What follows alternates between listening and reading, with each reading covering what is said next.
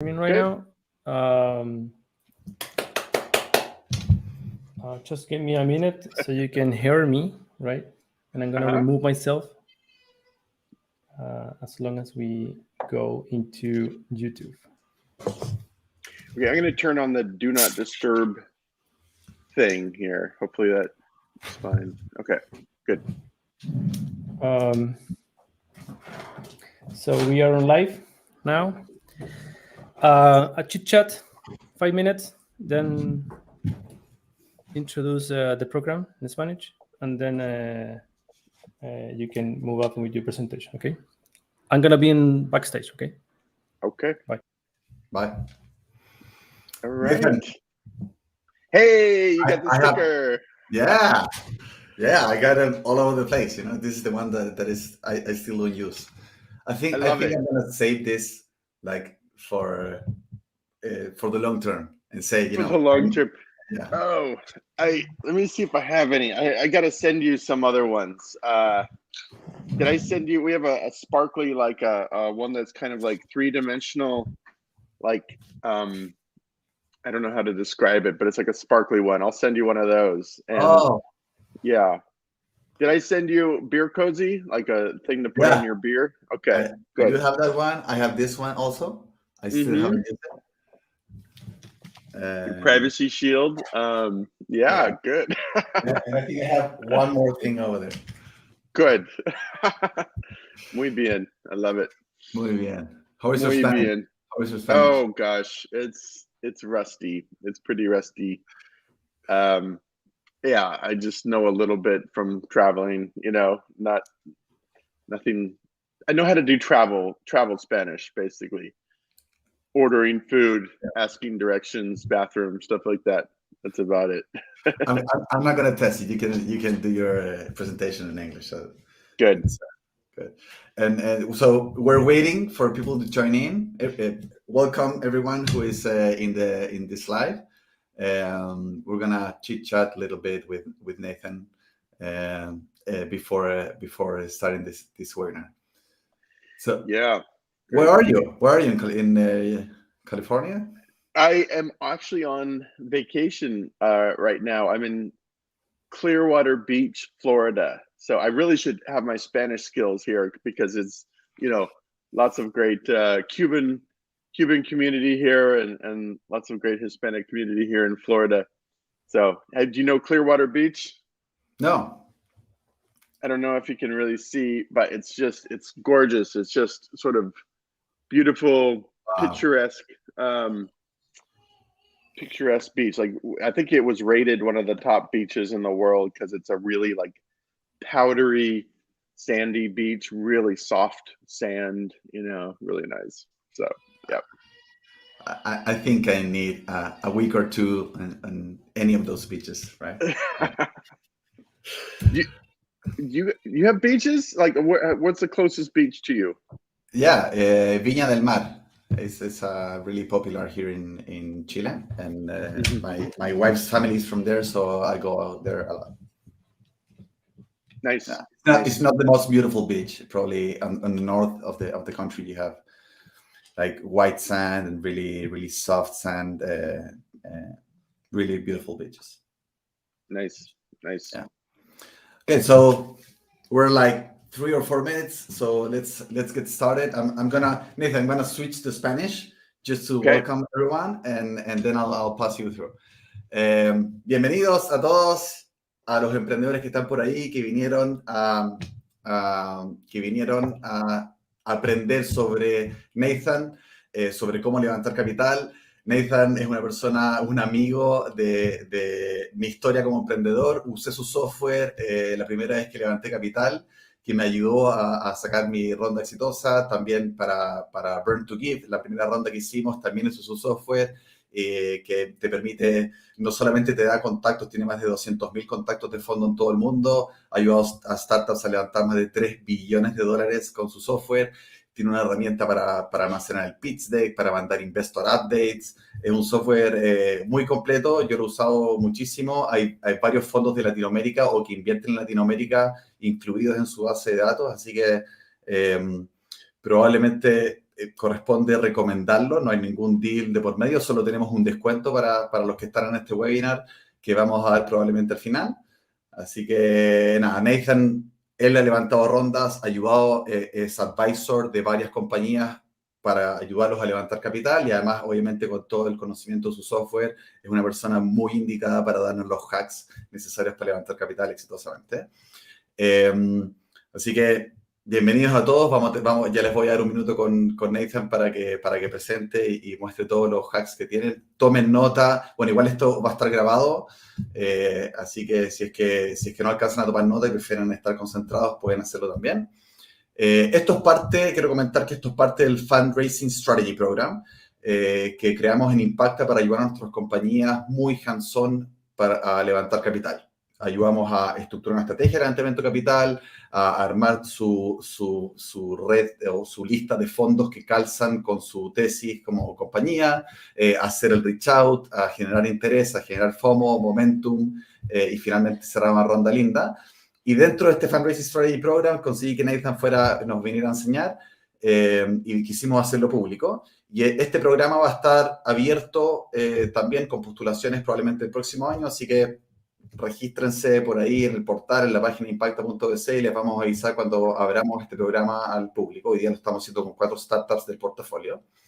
Quería comentar eso y también, obviamente, este tipo de contenido, no solamente con Nathan, sino que con otros emprendedores de Latinoamérica que van a estar dando sus propios hacks de su experiencia. Todo vamos a estar publicándolo en este canal de YouTube, así que no sé en qué lado está, pero por ahí tiene que haber un suscribirse. También tenemos Instagram y tenemos LinkedIn como redes sociales activas, así que nos pueden seguir allá también. Y listo, sin más, quiero darle el paso a Nathan. Nathan, I already introduced you. Just enjoy your talk, and hopefully the founders here can enjoy and take actionable things to do to fundraise a beautiful round. Excellent, David. That was such a fun intro. I could follow about 40 to 50% of it. The investor update. Yeah, I could kind of tell when you were talking about burn to give. It was fun. Thanks so much for having me. Really excited to be here. And like David says, follow Impacta on Instagram and follow his YouTube channel. Why don't I just jump into it? Should I share my screen? And I think I am sharing my screen. Why don't I just jump into it? David, can you see my screen okay? Yes. We're good to go? Okay, Good to cool. go. Excellent. So many thanks for having me here. David already gave me the introduction, but just very quickly, as David mentioned, my name is Nathan. I run Foundersuite. We've been building software tools for raising capital for over 5 years now. David's been a long-time customer, supporter, and friend, and I really appreciate that. Before doing Foundersuite, as David mentioned, I've been helping companies raise capital for quite a long time. And so this talk, really what you're getting here is kind of like 20 years of raising capital tactics and techniques kind of packed into one talk. So hopefully you can learn some stuff and take it to work with your company and really help you raise capital and pursue your dreams by getting the funding you need.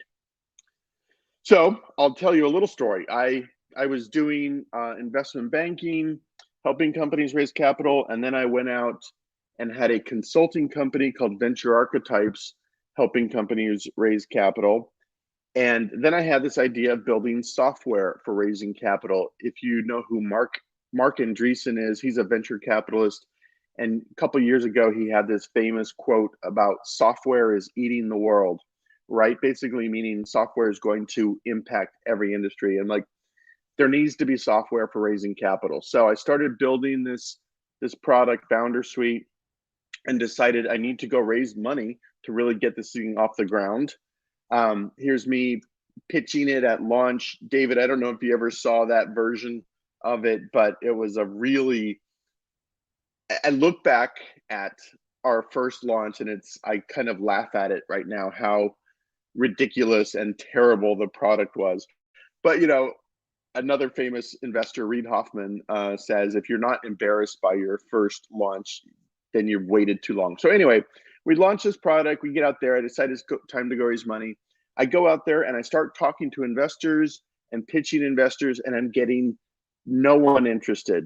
You know, all kinds of reasons. The market's too small, you don't have enough traction, I don't like your team, you don't have a technical co-founder, all kinds of reasons. So I take some time, go back and work on the product some more.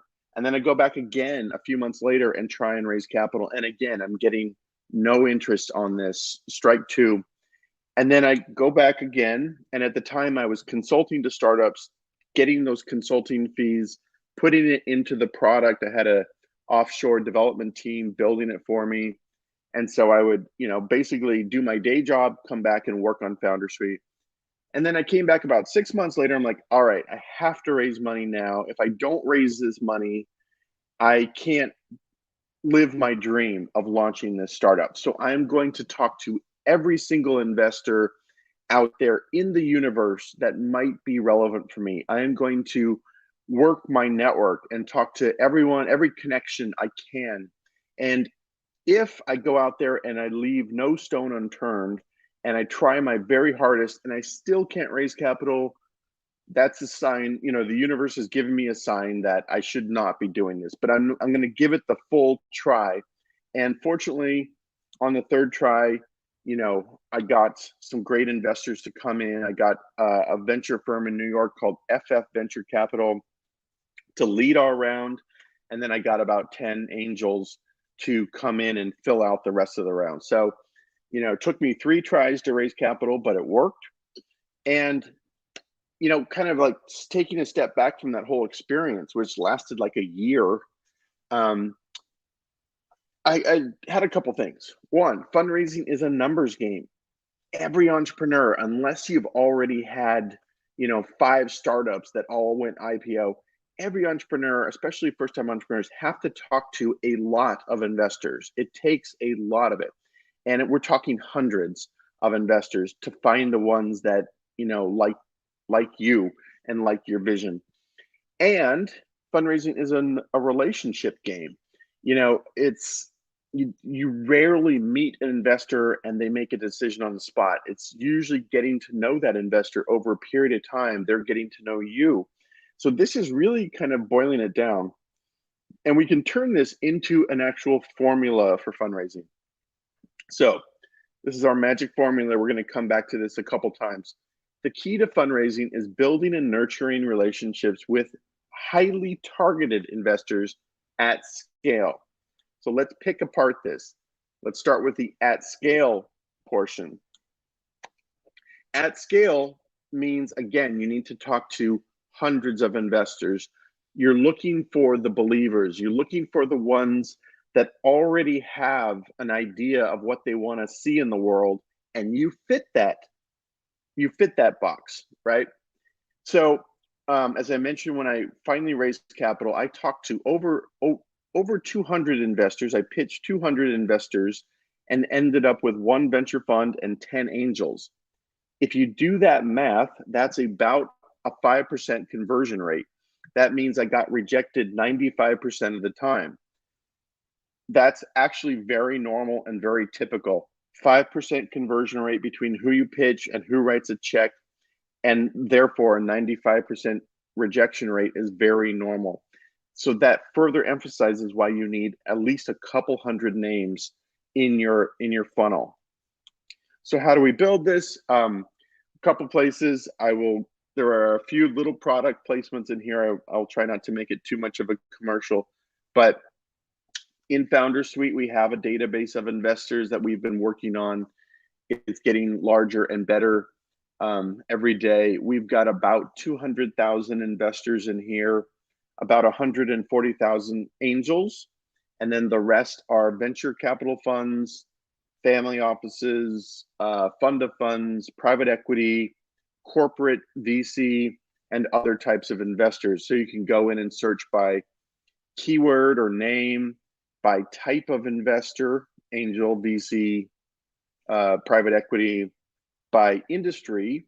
So if you're fintech, medical devices, SaaS, and then location. And you can search by like both country and city. And we have pretty good, not gigantic numbers, but pretty good coverage in Mexico, Central America, Latin America. So definitely go in and do some searches. And then typically what you do is you look at the results and click on the social links to learn a little bit more about those investors. And if they look like a good fit for you, you add them to your pipeline. So we're just building a list of investors. Crunchbase is another good place to start searching for investors. Remember, right now we are building a list of 200 to 300 investors. The way I like to use Crunchbase is I make a list of 10 companies that are similar to my company, but not directly competitive, similar but not directly competitive, and I put each one into Crunchbase and see who funded them at the stage I'm at. So eShares is now Carta. They're kind of a competitor, but not really. And so I want to see who funded them, there. Other places to be building this target list of investors. This first bullet here, these are newsletters you can subscribe to. I like to read Strictly VC. I get this in my inbox every day, every night. And I'll just spend 10 minutes reading this. And basically when a startup raises capital, they announce it in these newsletters so you can see who's getting funded and who is funding them. Also, when a new venture fund is launched or when a venture fund raises a new fund, they typically announce it in these newsletters. And the best venture fund to be pitching is one that just raised a new fund. So it's really useful to just kind of see who's getting funded and who has new funds. Conferences can be a good place to build. Conferences can be a good place to identify investors to add to your list. If you are in a niche vertical like cannabis or artificial intelligence or self-driving cars or even fitness and stuff like that, go look at conferences in your space. Even for the last 2 or 3 years, investors love to build their own brand by getting out there speaking at conferences. So oftentimes you can find investors who spoke at previous conferences. Quora, TechCrunch, Medium, and Twitter, you guys are all probably familiar with what these are. Quora is kind of interesting. You can go on and, people have built lists like who are the top 20 consumer investors in Latin America. Someone's probably answered that question on Quora. So you can find some pretty interesting lists. And then Twitter is actually really interesting. A lot of investors are really, really active on Twitter. So start to follow some investors that are in your space, in your industry, and Twitter will recommend other investors to follow and start to engage in conversations, right? Because as we'll talk about a little bit later, you want to start building these relationships with investor, and it's easy to do on Twitter, right? PitchBook, CB Insights are paid databases. I've used PitchBook in the past. It's a database of investors. It's really deep data. You can get a lot of stuff there, but it's very, very expensive. I think it's about $20,000 US per year. But if you have a friend or maybe you meet an investor who has a subscription and she lets you have some access, it could be really useful. AngelList is interesting. AngelList used to have a searchable database of investors. I don't know if I've been blocked or something, but I can no longer access AngelList database of investors. Maybe it's specific to me. Maybe they've taken down their database. I'm not sure, but it's worth to check it out and see if you have access somehow.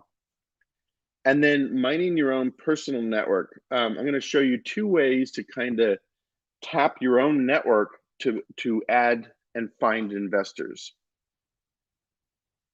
Okay, so first, let's go to LinkedIn. Please let me know if this doesn't show up. So I'm on my LinkedIn page. I do have a paid account, but you don't need a paid account.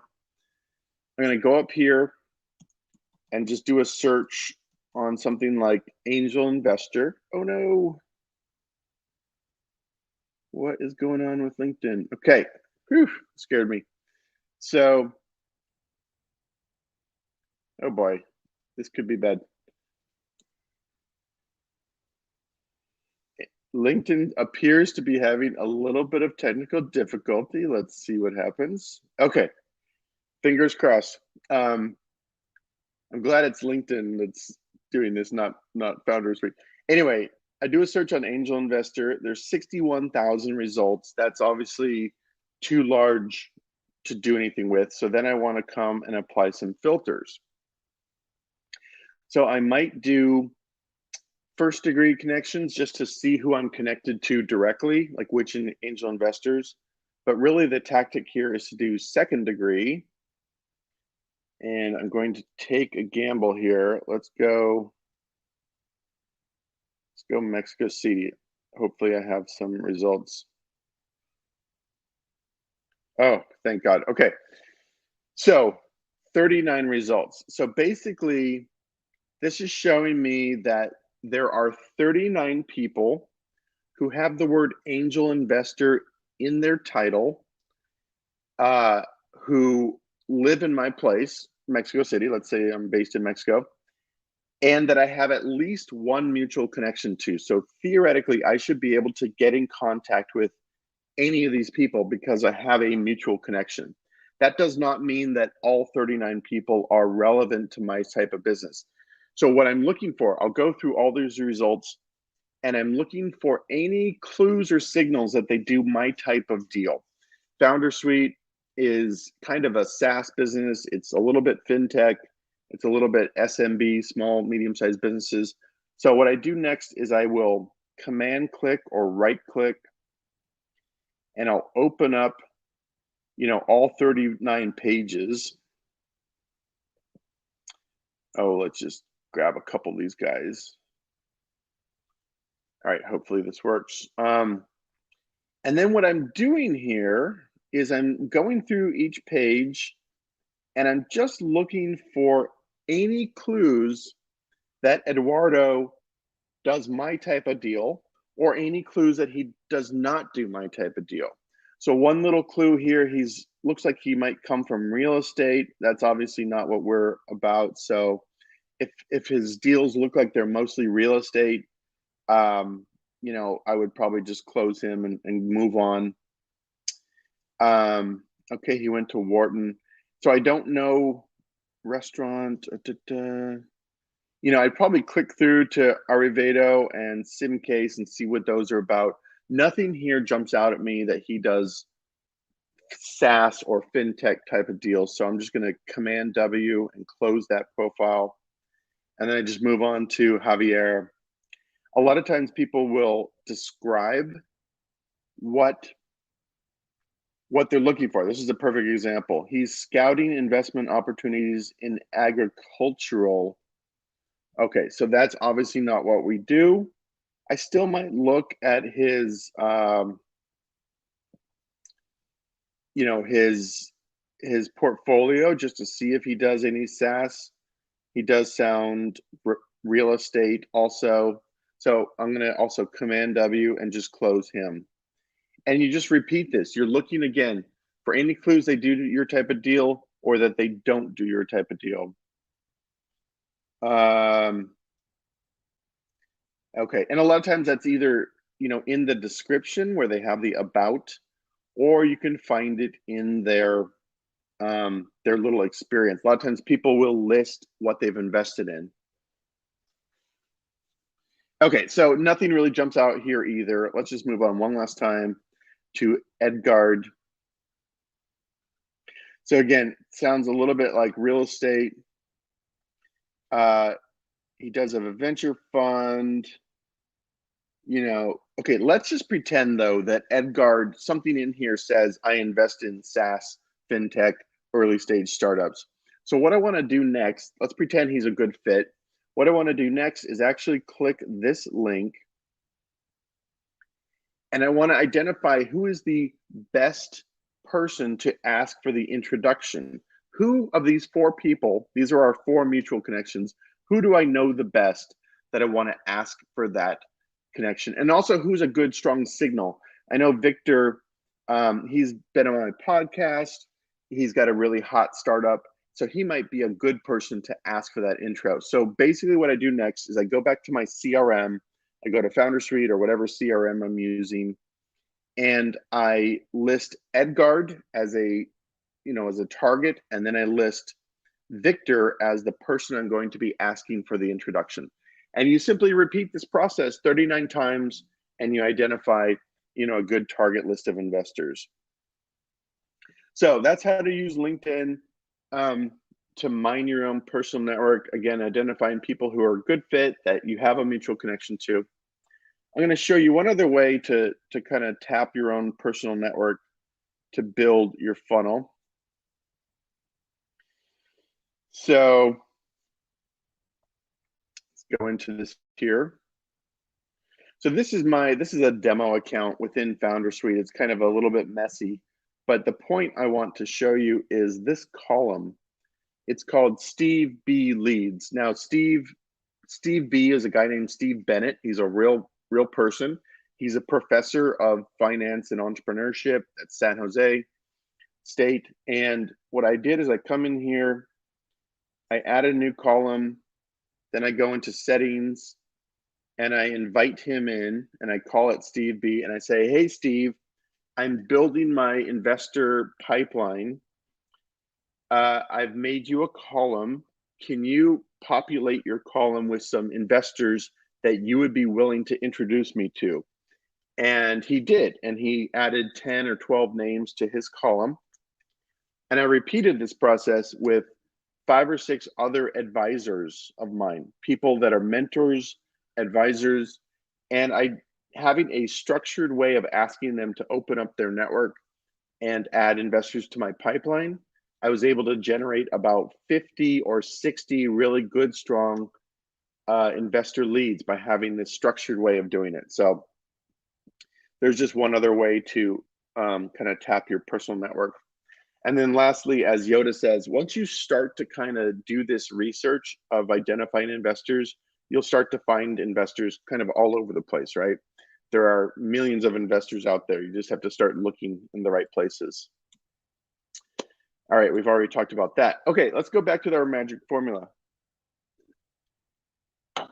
Again, bear with me. The key to fundraising is building and nurturing relationships with highly targeted investors. This is really, really key. We really want to be identifying like good fit or likely fit investors. And so to do that, we don't want to waste our time, right? Life is short. Fundraising is stressful and very intense. So you want to be using your time wisely when fundraising. So what we want to do is we just built this list of maybe 200, 300 investors. We actually want to start removing people off this list before we start fundraising. So anyone who is invested in a competitor, just take them off right away. Don't even talk to them. If you're talking to venture funds and the venture fund has not raised a new fund in the last 2 or 3 years, you might not necessarily cross them off, but it's easy to waste time talking to and pitching venture funds that don't have any fresh capital to work, right? As David can explain very well, most venture funds will raise a fund. For about 2 years or so, they'll invest in a lot of new deals, and then they save half of their fund to double down and bet on the winners from the first round of investing. So they might still take a meeting with you, but it's easy to waste time pitching, funds that are not actively doing new deals because they don't have a new fund. So you might use them for like pitch practice, right? Just don't expect to get a check. Same with angels. If you look at an angel investor's profile and all their deals are from 5 years ago, they might be taking a break. So again, you don't necessarily have to cross them off your list. Maybe you use them as pitch practice, but it's, again, easy to waste time chasing these angel investors who are not actively doing deals. Your best target is relevant investors who are actively investing and have capital to invest. You're sort of triangulating for those criteria, right? Wrong sector, wrong stage, wrong geographic location. This should be pretty intuitive. If you are a medical devices startup, you would not be pitching a financial technology investor and vice versa. Stage sometimes gets confusing because you'll see an investor, they call themselves growth capital. You want to grow, right? Well, growth capital actually means later stage. So you have to kind of learn the language a little bit. And then geographic location. This is a very interesting one. I've been raising capital for almost 20 years. I can't believe it's been that long, but investors used to be, previously, were very focused on investing locally. All the investors in Sand Hill Road in Silicon Valley would invest in like a bicycle ride away from their office or a Tesla charge away from their office. And then that started to change, you know, even a decade ago when startups like Skype and some other large, you know, startups not based in Silicon Valley started to really come out. So investors, I think, got an appetite for investing outside Silicon Valley. And this has really changed with COVID and pandemic. It still matters, but it matters less and less where you are located, where you're based. Now, many investors in the US are going to want to see a Delaware C Corp or a US based corporation, but I know many startups that have you know, maybe one person in the US and the entire 20-person engineering and sales team in Buenos Aires, and they get funded, right? So geographic location, my point is becoming less and less important, which is really good for startups based all over the world. We're seeing things really happening all over. It's like, where can you build a good business? Where can you have a cost advantage? Where can you have an advantage in hiring talent? That becomes much more important than where you're actually headquartered. Okay, so anyway, but having said that, some investors still have a very specific regional focus of where they invest. So just kind of study their webpage.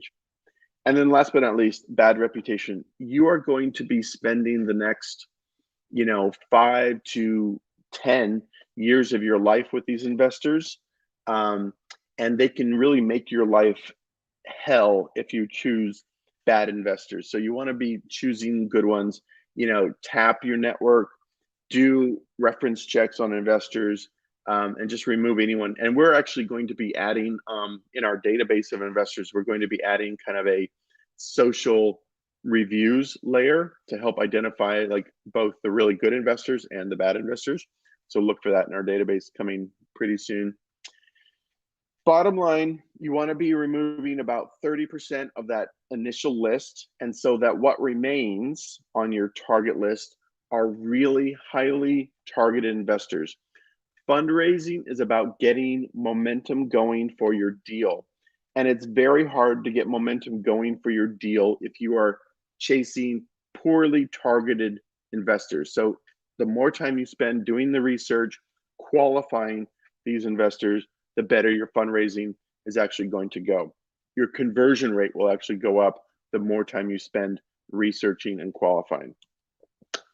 Okay, we've got our list now. Maybe we started with 300 and narrowed it down to 200 good fit investors. Now we want to find a mutual connection path if we can.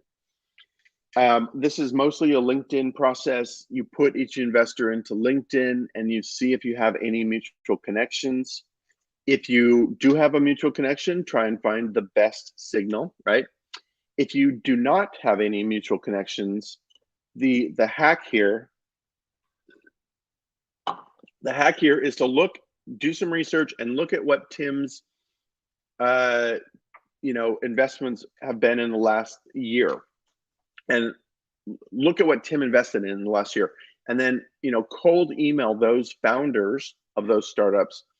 And it can be very simple, like, hey, I see Tim invested in you guys. Congratulations. I've been following Tim for quite a while. I would love to hop on a Zoom with you. This is the email you're writing to the founder. I would love to hop on a Zoom with you and just hear what it's like working with Tim. Is he helpful? Any tips, for approaching him? and you get a dialogue going with that company founder, it's okay to ask for the intro to Tim. And the reason this works quite well is that Tim spent, 3 or 4 months getting to know that founder, going through due diligence. There's a level of trust between Tim and the founder. And that founder was hustling to find intros just like you're doing 6 months ago or a year ago. And founders are really good about helping other founders. So it's a really good way to get that warm intro by leaning on other founders, even if you don't know those founders. If you don't want to do that, that takes work. If you don't want to do that, there's always the cold email. I think Tim's email is simply tim@dfj.com. It's very easy to find people's emails. The problem with the cold email is that Tim is getting, probably 50 to 100 warm introductions a day from people he knows and trusts. And so your cold email already has kind of a black mark on it, and many investors won't even look at it. Some will look at your email, but many will not. I was on a webinar with a venture firm called Uncork Capital, a very popular seed stage venture fund. And the question came up, had they ever invested in a startup that came in through cold email? And the VC, Jeff Clavier, said, yes, we have. We've invested in two startups that came in through cold email out of about 700 investments. So they've invested in 2 out of 700 came in through cold email. You can see that it's not impossible, but your odds are very, very low if you're doing the cold email. Okay, so we've built this list. We've qualified this list. We've found our best connection path to each investor. Now we want to load this all up into some sort of way of keeping track. This is the spreadsheets I used to build for startups when I was consulting. And of course, this is kind of what led us to build Foundersuite as just a really simple, easy way to keep track of all your investors. I'll just jump.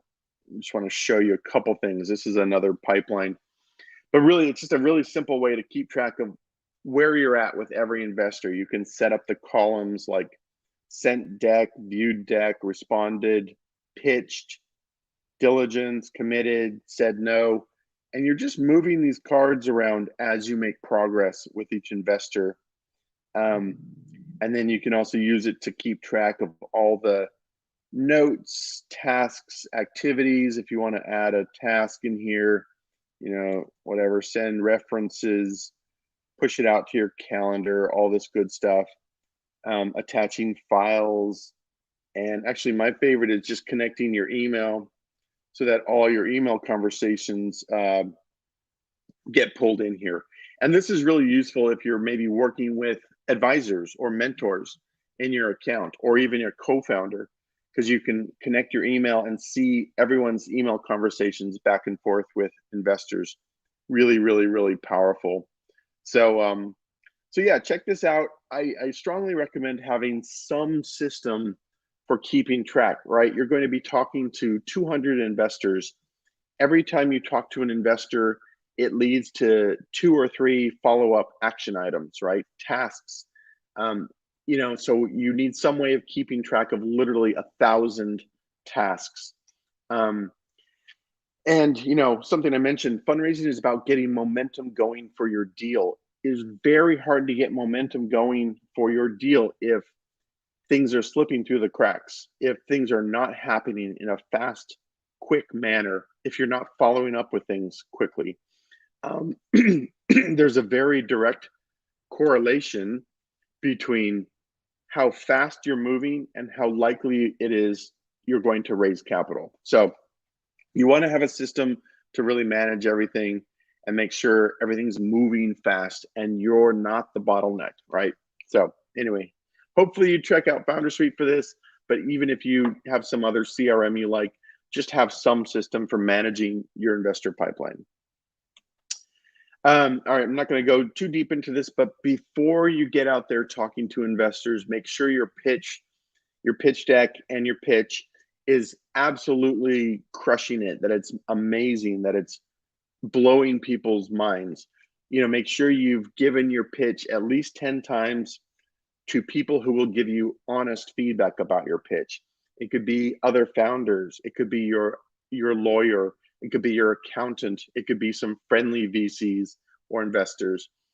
One of the top reasons I see startups fail to raise capital is their pitch is terrible. It's confusing. It's too cluttered, right? We go into all the reasons why startups fail to raise capital, but a bad pitch is number one. And you don't get to go back 2 months later and try again with investors. Investors have already said, no, that door is closed. So you want to make sure before you go start talking to investors, your pitch is perfect and amazing. Also, it's good to have a financial model. If you're raising $1 million, show me as an investor how you're going to spend that money and where it gets your business, right? What does your business model look like? Okay, so now we're ready to start the conversation with these investors. When you're doing, I think it was step number 3 of trying to figure out your best connection path to each investor, you might find some power connectors in your network. Guys like David, who are just connected to lots and lots of people. Jeff is a guy who, he's a friend of mine. And when I was doing the research, I saw that he was connected to a whole bunch of investors I wanted to get to know.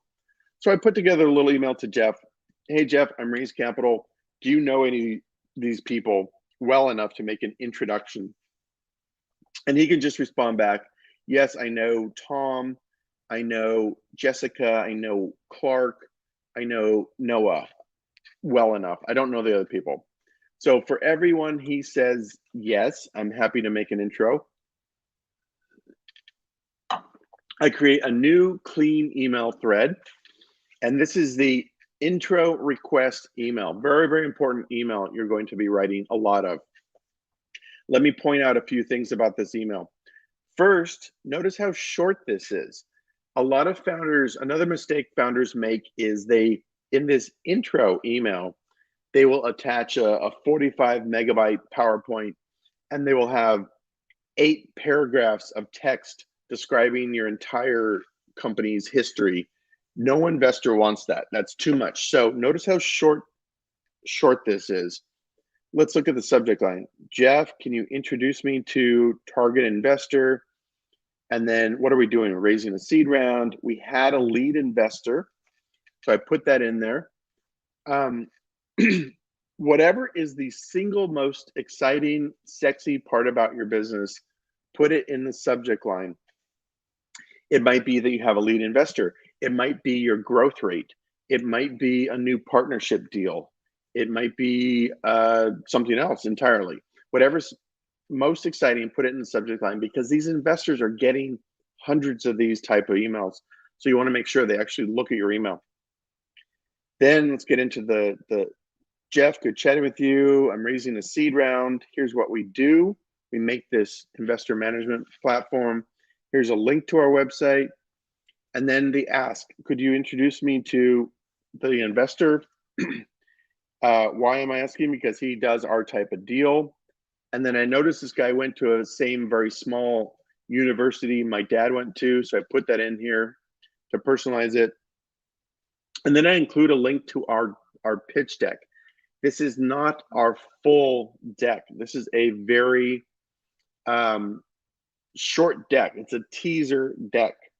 It's basically problem, solution, market, traction, team. So 5 slides. Problem, solution, market, traction, team. And it's hosted up on Foundersuite. We have a pitch deck hosting product. That way I can track and see, did Clint look at my deck? Did he not? Also, this is really useful because then Clint, the investor, can look at this deck. And if we're not a good fit, maybe we're too early, maybe we're not doing something in his space, I'd rather have him say to Jeff, no, thank you, I don't want the intro, rather than wasting my time setting up a meeting. So it's another way to kind of qualify the investor. And then all Jeff has to do is hit forward. Hey, Clint, can I introduce you to my friend Nathan? Send. Hey, Jessica, can I introduce you to my friend Nathan? Send. I'm making it easy for my connector to do his or her job.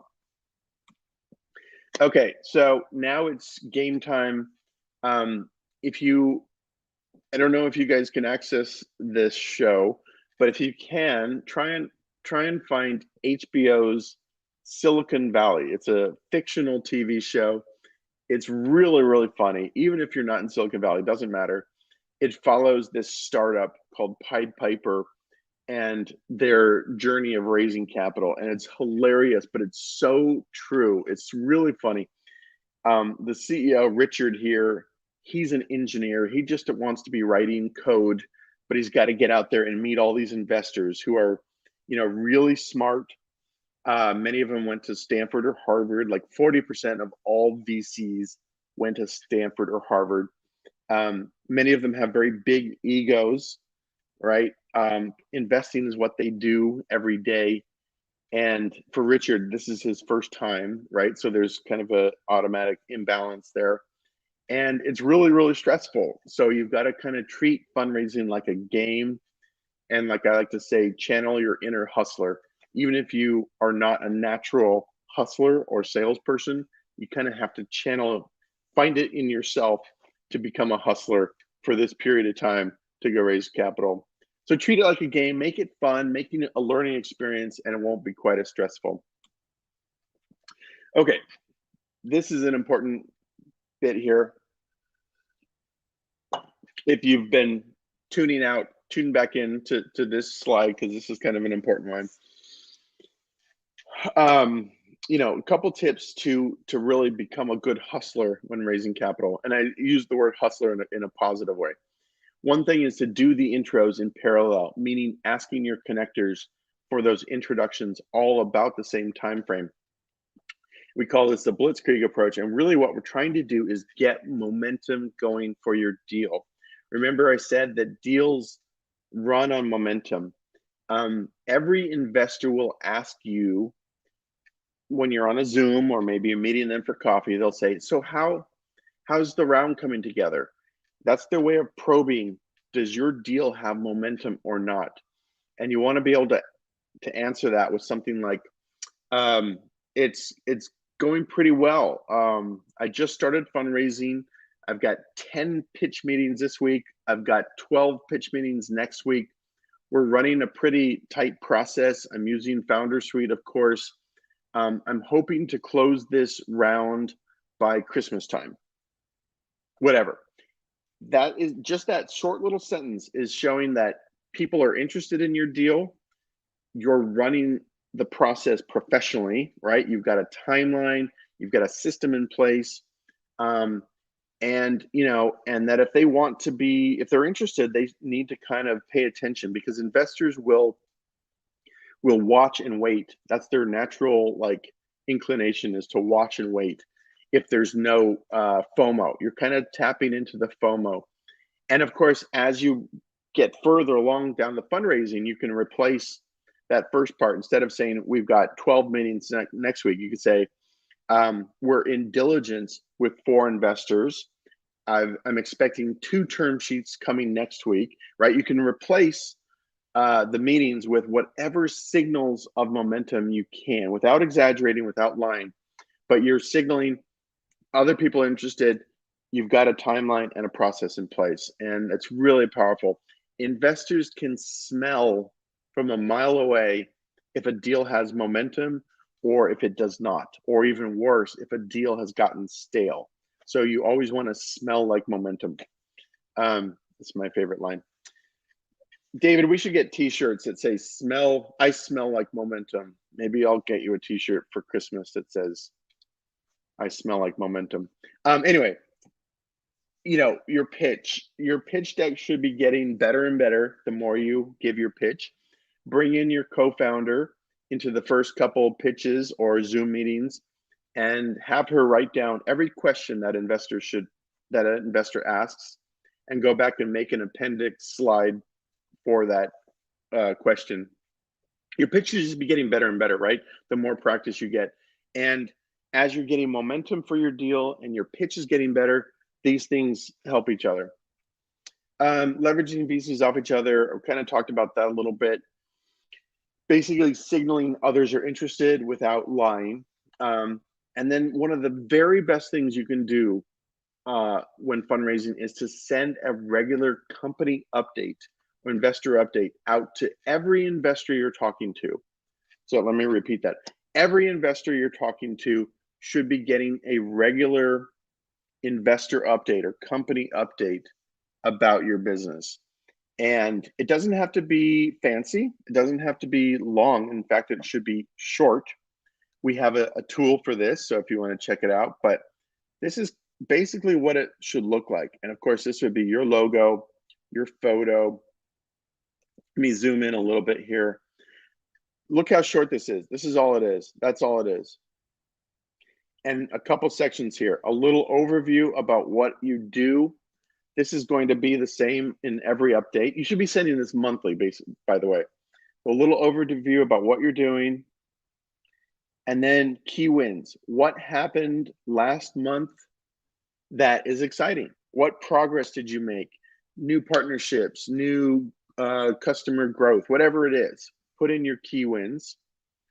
Then a little metrics about your business. Put in a photo of your product, whatever your product is, whether it's software, hard physical product, a retail store, doesn't matter. Put in a photo of it. Then a little section about what's coming next. Next month, what are you excited about? Is it a new product release, a new partnership deal? And then put in a photo of the team. Put in a photo of the team every single update. And that's it. That's all it is. You can add more to it, but you really don't need to. What you're doing with this is you're showing that you're kind of connecting the dots to investors between what you do, the progress being made, and who's doing it. That's what the team photo is about. You're also showing these investors that you can plan ahead about what you're going to do. And then in the next month's update, you report back on that and you say what you accomplished. And this is really powerful if you can say, next month we're aiming to close 5 new partnership deals. And then in the next month's update, you put in there, we closed above expectations, we closed 7 new partnership deals, right? You're showing investors you can plan, execute, and report back. Really, really powerful if you can get this cycle going. And also just think of these updates as marketing, your marketing 101 to investors. And so it's even better. So I've got to take a break because I get so excited about this. One of the best things you can possibly do is if you can start this process even 3 or 6 months before fundraising. You build a list of investors, you reach out to them, say, I'm not raising capital right now. I'm going to be raising capital in March of 2022. I've identified you, I've been following you on Twitter. Can I have your permission to send you our monthly update? We send out a monthly update, very short, once a month.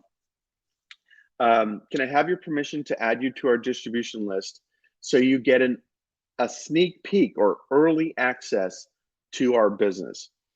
Investors live and die by getting early access to the best deals. That's how investors make their money, is they get early access to the best deals. So you're tapping into that part of their brain that is really, really powerful. And then you start sending them an update in, what is this, November, December, January, February. And so they're getting to know you over a period of months. They're seeing the progress in your business. And then in the February update, right up front here, we put a little thing here, update. We are going to be starting our Series A round next month. Would you like to get early access to my pitch deck? So you're sort of teasing that you're going to be kicking off your fundraise, and they've been following your progress. And I have seen many, many startups get their entire fundraising round taken up by investors before they even go out talking to investors, because they've nurtured these relationships along the way. So really, really powerful if you can do that. But even if you already in the process of raising capital, sending out that update is marketing 101. You're helping stay top of mind with these investors. And again, going back to our magic formula, just to reemphasize this, you are nurturing relationships with these investors over a period of time. The reason this is so important, Mark's sister is a VC. investors invest in lines, not dots, right? So you're creating these multiple touch points. Maybe this first touch point is you followed them on Twitter and engaged on some Twitter thread. Maybe the second touch point is you reached out to them saying, can I have your permission to send you an investor update? And then these 3rd, 4th, 5th touch points are, the investor update you sent them, or even a quick coffee meeting with them, and then they invest. So this is really important funding hack. I'm actually going to skip over some of this stuff just in the interest of time. But I'll just talk about this first one. We actually did some Facebook ads by loading. I don't know if you can even still do this, because I think Facebook's changed their privacy settings, but we loaded up all the investor email addresses and created targeted ads to them. And one of my angel investors who wrote me a check for $70,000 said every time he logged into Facebook, he saw Foundersuite, and I think it helped him just think about us. What we're doing here is just staying top of mind with investors. You're sending them updates monthly. They're seeing your Facebook ads, and it's even great if you can get some like press or a mention in TechCrunch or something like that, because investors are getting so many deals coming at them. You got to kind of just stand above the noise. I'm going to skip the rest of this. I'm going to skip this too, but if you don't have a lead investor, like a lead VC leading a round, the tactic here is to do a party round where you're getting lots of commitments from smaller investors.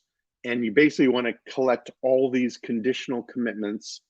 Maybe it's $30,000, $50,000 from lots of smaller investors until you have it about 30% oversubscribed, and then you can kind of close the round. So happy to talk about this. People have questions, but I want to skip it because I want to get to plenty of time for Q&A. You've been out there fundraising for a couple months now. Now let's try and actually close your round so you can get back to business. Every time you have a meeting with an investor, at the end of it, say something like this. Thank you so much for taking the time today. I really appreciate it. I would love to hear what your typical check size is, what your interest level is in my startup, and what are next steps. And then just stop talking. Let them respond to you. You'll get a lot of generic responses like, we'll talk about it at our next partners meeting. But if that response has a next step in it, that's a good buying signal, right? Also, the second one here, also at the end of maybe your Zoom meeting or your coffee meeting, whatever it is, say something like, I really enjoyed telling you about my vision for Foundersuite. Thank you for that. I would love to hear how you help your portfolio companies and how you would help me grow Foundersuite. And then again, stop talking and make them actually pitch you a little bit about why you should let them into your deal, why you should let them invest in your company. And this changes the whole dynamic, right? Because every investor who's been investing has lost out on a competitive deal where there were more investors trying to get in than there were, available seats at the cap table. So you're signaling that they might have to actually compete to get into your deal. And as you get momentum going for your round, investors can smell that momentum, right? And they realize they're gonna have to compete to get into your deal. It turns them into piranhas, and it's really powerful. And the leverage, the power dynamic kind of shifts from investors having the power to you having the power when you get that going. I don't know if that makes sense, but you'll know it when you experience it. You'll feel it. You're like, hey, Nathan, the leverage, the momentum just shifted in my favor. I'd love to hear about that, by the way. Anyway, it takes multiple meetings before you get a term sheet or offer. Just know that's how it goes. And once you get the first term sheet, then you can go around to all the investors and say, hey, we have a term sheet. Are you interested in coming in on this round at these terms, or are you interested in putting, down your own term sheet? It can be actually very hard to get a no. You're going to have a lot of investors simply ghost you. That's just the way it is. Don't take it personally. Actually, I have kind of funny. I have a column I made in my CRM. I've got my no column, and then I've got a column for no response. And these are where I move people who ghost me, right? And then I also have one called revisit for Series A. This is a column for people who say, I like you, but you're too early for us. Keep in touch. That is a no, but it's a softer no. That's not a closed door no. So anyway, I've got a column to put my ghosting investors. When someone does say yes, we do Paul Graham of Y Combinator's handshake deal protocol. Basically, you're out for coffee. Investor, with an angel, they say, I like it. Put me down for 50,000. You just go back to your computer afterwards and say, really great meeting you. Thank you for your time. Just to confirm you are in for 50,000. Please write back and confirm that. And if they write back saying, yes, I'm in for 50,000, you can pretty safely move them into the committed column. If they don't do that, then they're still just a prospect. And then last but not least, if you're going to raise money, don't stop until you actually have the money in the bank. One of my favorite little stupid jokes is, how do you know when an investor says yes?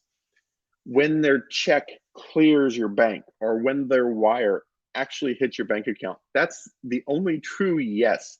A term sheet is not a yes. A commitment is not a yes. Only when the money is in your bank is that a true yes. I've seen multiple deals where the startup gets a term sheet, gets an offer from an investor, but it falls apart for all kinds of reasons. They find something in diligence, or they just get cold feet and change their mind and make up a bad excuse for why they're backing out. So if you're going to raise money, keep your foot on the gas pedal all the way, push hard until the money is actually in your bank account. Don't stop until then. And then just put this all in perspective. You just raised money. That's amazing. Congratulations. I'd love to hear about it, especially if you used our Foundersuite. I love celebrating those stories and possibly even putting it on our podcast. But put this all in perspective. You raised $1 million. That gives you 12 months of runway. That means you need to start getting ready to raise capital 6 months from now, or even a couple months from now. You need to start building your target list. You need to start reaching out to those with your investor updates and start nurturing those relationships for your next round. And your next round is a higher level of expectations of what your metrics should look like and stuff like that. So you have to start this process early. So once you get on the fundraising track, you're kind of on it. Just a little promotion here. If you are interested in using Foundersuite, we have a great deal. Impact a monthly is 30% off a monthly plan. Our prices are very cheap to begin with. It's basically $49 or $69 a month for the monthly plan, but this takes it down even more. Or if you want to up for an annual plan, we have an even better deal.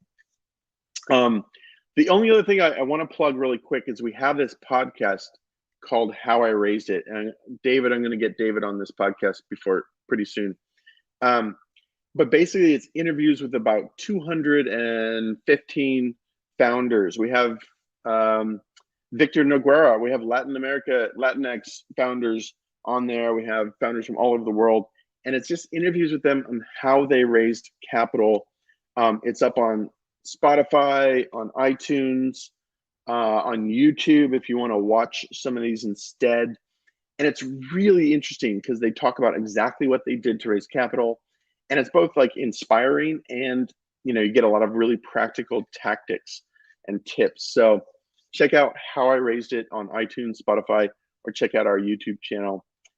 And some examples of company updates. I'm happy to send these slides around if you want to click through to see some of those investor updates. And that, my friends, is that. I know this is a lot of content all at once. I'm hoping I didn't get dropped off somewhere along the line. Yes. That was perfect. Connection was perfect, so we were scared but everything was really smooth. I was like taking notes, as you know, I'm like taking notes for myself, and you know, I did your LinkedIn tactic of you know, funding, and I found like hundreds of family offices that I'm gonna get in touch. So Oh, great, cool. thank you for that. Really helpful for me as well. I just have a few questions. One from our audience, two from our audience actually. So the first one, you know, how hard should be like a soft commitment to actually work as a momentum generator, right? Should be like a letter of intent be signed, or just I will invest once you get a lead investor? And that's the question, actually. Yeah, no, that's a really good question. So, okay, bear with me. Can I share my screen one more time? Sure. Okay, I actually want to go back to that one slide, because this is a fun question. I kind of skipped over this.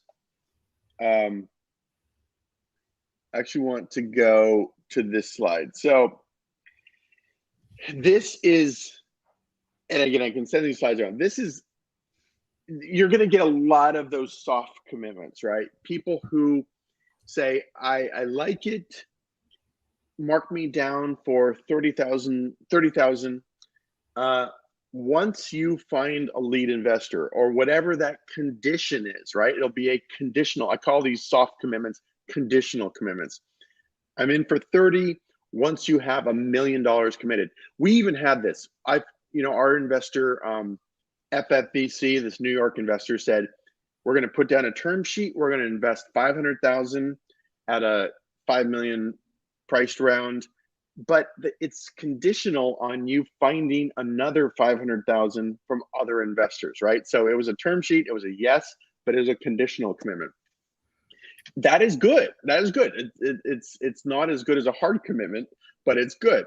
And so what you want to do here is you collect all these soft commitments, and you can talk about it like we've got, when you're talking to another investor, add up all those soft commitments, all those conditional commitments, and you can add that up. And when you're talking to an investor saying, I've got 300,000 in, conditional commitments. I would maybe say conditional commitments rather than soft, but I've got 300,000 in conditional commitments ready to come on once we find a lead. That's good, because that's signaling to the other investor that might be a lead that that people are interested, that others are backing, right? People are always like, it's this funny human dynamic of people want what other people want, right? If no one wants something, then you don't want that. But if other people want, it's like the velvet rope at a nightclub that has a long line around the block. You want to go to that club because other people want to get into that club.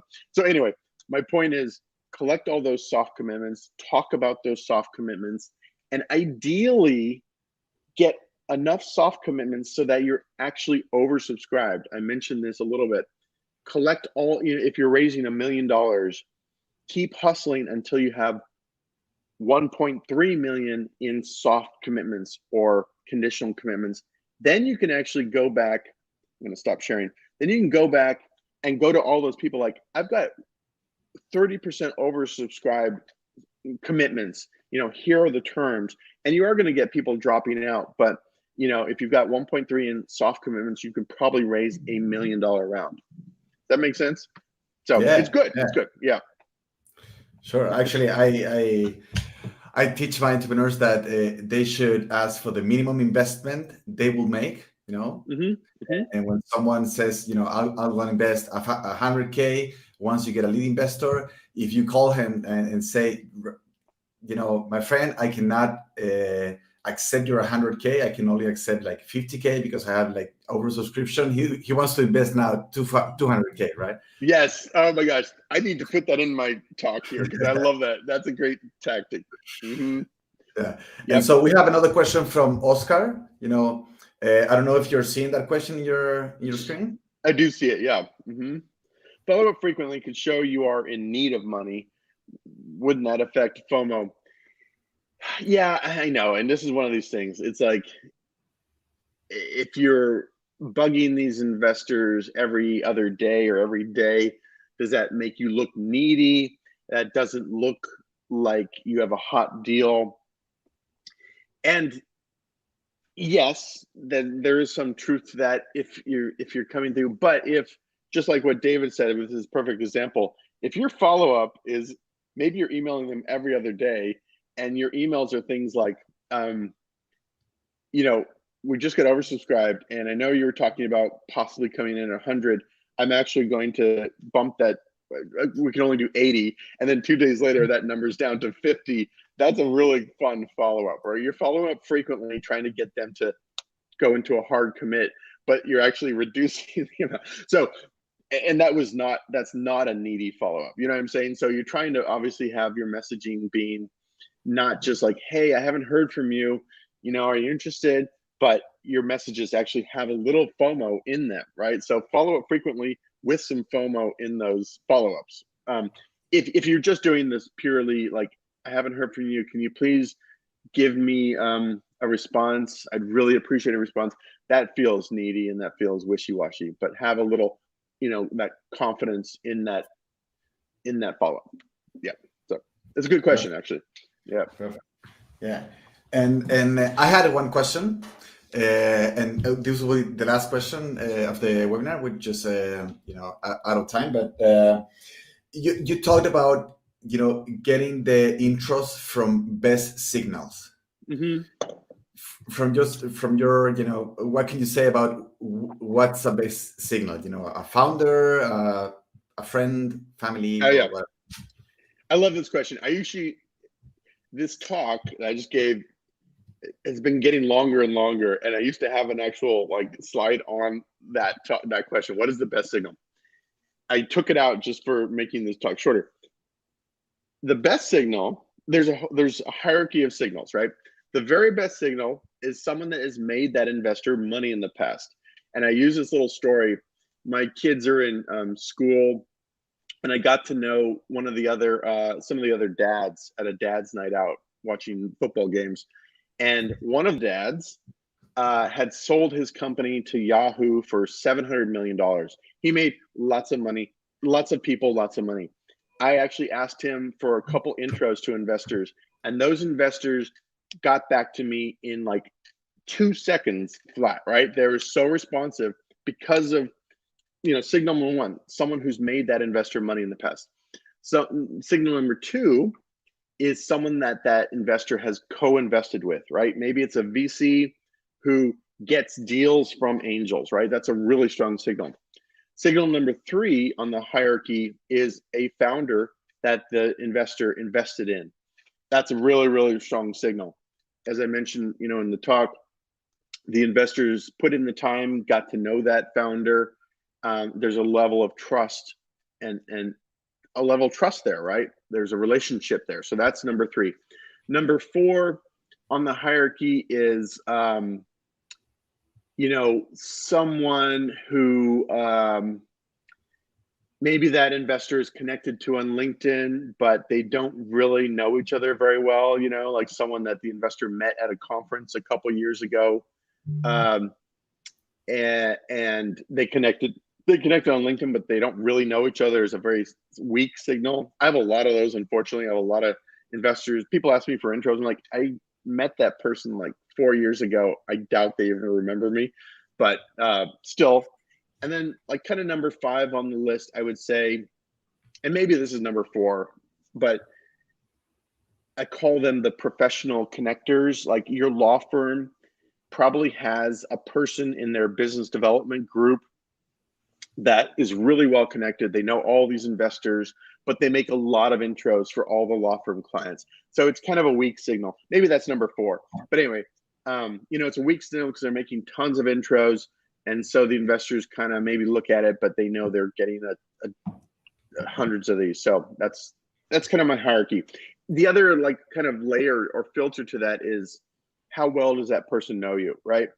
So you want to kind of optimize for that hierarchy of signal and also optimize for someone who actually knows you well. And we'll put in a nice comment. Like, I know David, he's a true, you know, honest hustler gentleman who's made things happen. I've invested with him. I would back him 10 times for his next 10 starts, right? You want someone to put in that really good word for you. So that's how to optimize it. Yeah.